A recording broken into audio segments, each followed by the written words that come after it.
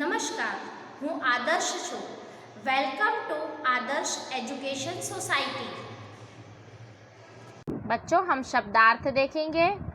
पहला है खप्त. खप्त यानी धुन, बाध्य यानी विवश, दरखास्त यानी आवेदन, प्रस्ताव, दास्ता यानी गुलामी, दावत यानी भोज का आमंत्रण, निमंत्रण, मेजबान यानी यजमान, इतिश्री यानी समाप्ति, मर भूखा यानी ज़्यादा भूखा, जो भूख से मर रहा हो.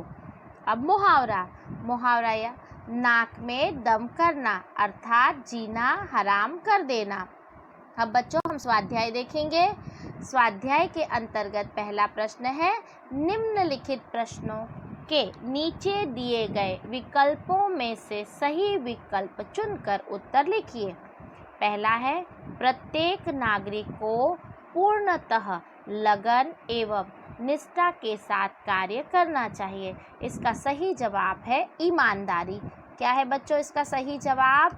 ईमानदारी. अब दूसरा क्या है? वृद्ध ईसाई पादरी ने कहा कि इसका सही जवाब है, तुम लोग अपने कार्य में गर्व नहीं लेते. अब तीसरा प्रश्न है, भगवान की मूर्ति की स्थापना करने के बाद इसका सही जवाब है, हमें उनके कहे अनुसार चलना चाहिए.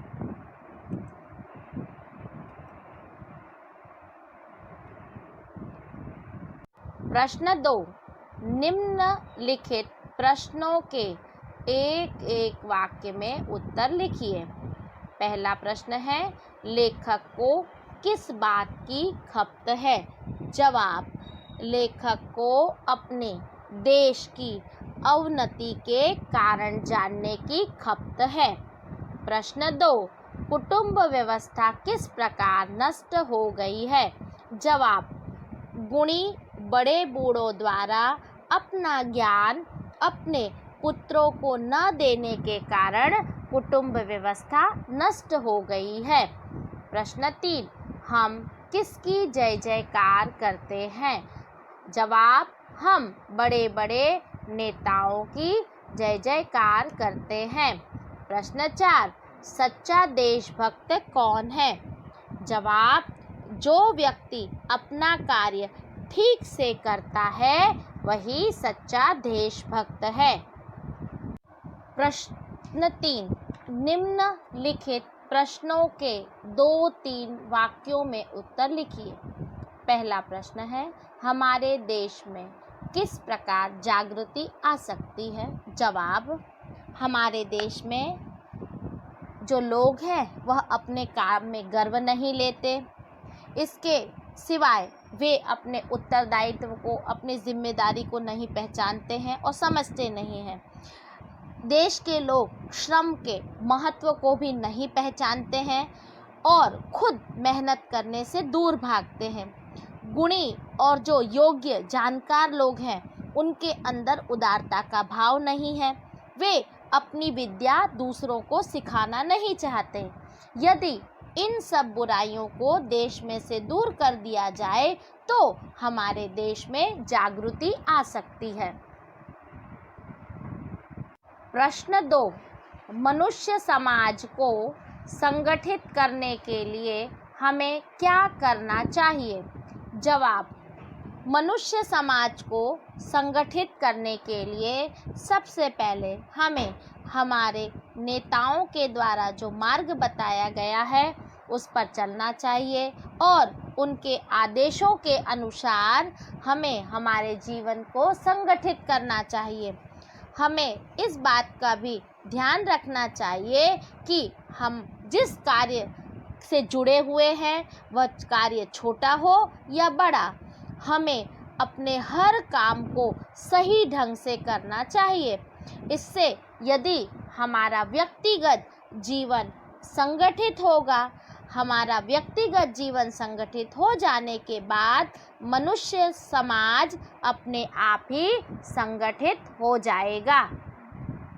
प्रश्न 3, तुम लोगों में उदारता नहीं है. कथन का आशय स्पष्ट कीजिए. जवाब, यहाँ पर उदारता शब्द का अर्थ होता है किसी को अपने से आगे बढ़ने देना, किसी को अपनी योग्यता को दिखलाने का अवसर प्रदान करना या किसी के विकास में बाधा उत्पन्न ना करना या अपनी विशिष्ट विद्या को अपने जीते जी दूसरों को दे जाना या सिखाना तथा जो ज़रूरतमंद हैं उनको काम सिखाने के बारे में उदार दृष्टिकोण रखने से है। हमारे देश के लोगों में यह उदारता नहीं होती है। वे दूसरों को कभी भी आगे बढ़ने नहीं देते हैं और वह चाहते हैं कि वह हमेशा खुद ही आगे बढ़ते रहे। गुणी नवयुवक को अपनी योग्यता, टैलेंट दिखाने का कभी भी मौका नहीं देते हैं। वे अपनी विद्या को किसी और को सिखाते ही नहीं हैं। होता क्या है कि वह स्वयं मर जाते हैं और उनके साथ ही उनकी विद्या भी समाप्त हो जाती है, जिसके कारण देश और समाज को बहुत ही नुकसान उठाना पड़ता है और जो सचमुच योग्य व्यक्ति है उन्हें अवसर प्राप्त नहीं हो पाता है।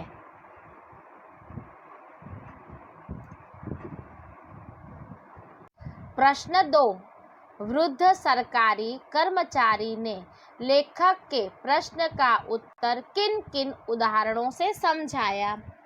जवाब, वृद्ध सरकारी ने लेखक के प्रश्नों का जवाब देते हुए कहा कि तुम लोगों में अपने काम की प्रति जिम्मेदारी की भावना नहीं है। लोग एक दूसरे के प्रति अपने कर्तव्य को अर्थात अपने जिम्मेदारी को नहीं जानते और अपने द्वारा कोई भी काम जो लिया जाता है उसे पूरे करने के गुण को वह लोग भूल गए हैं।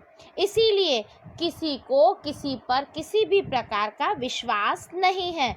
खाने की दावत हो तो मेज़बान को यह विश्वास नहीं होता है कि मेहमान समय से आएंगे और मेहमान को यह विश्वास नहीं होता है कि समय पर जाने से उन्हें खाना मिल जाएगा।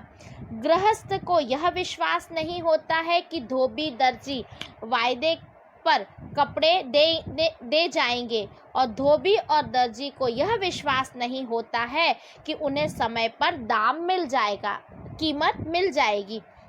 रेलगाड़ी से यात्रा करने वाले को विश्वास नहीं होता है कि पहले से बैठा हुआ यात्री उसे सही स्थान देगा। बैठे हुए यात्री को यह विश्वास नहीं होता है कि आने वाला जो यात्री है वो बेकार में शोर शराबा नहीं मचाएगा। पैदल चलने वाले को यह विश्वास नहीं होता है कि उसके आगे चलने वाला व्यक्ति अपना छाता इस तरह खोलेगा कि उसकी नोक उसकी आँख नहीं फूटे जाएगी।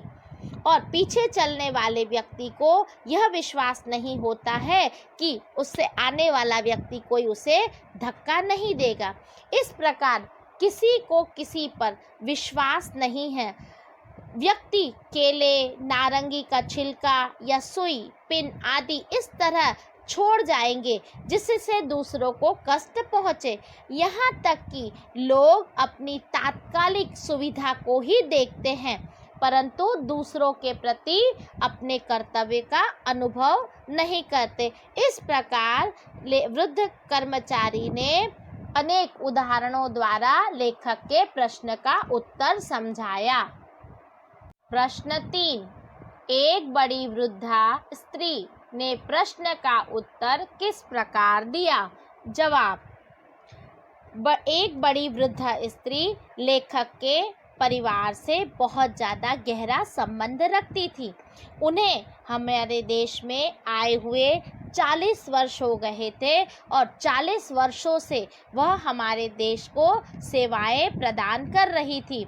उन्हें हमारे देश का अच्छा अनुभव था, यहाँ तक कि उन्होंने कई आंदोलन में भी भाग लिया था और वह जेल गई थी, जिसके कारण वह हमारे हर एक कार्य क्षेत्र में लोगों की प्रकृति से परिचित थी।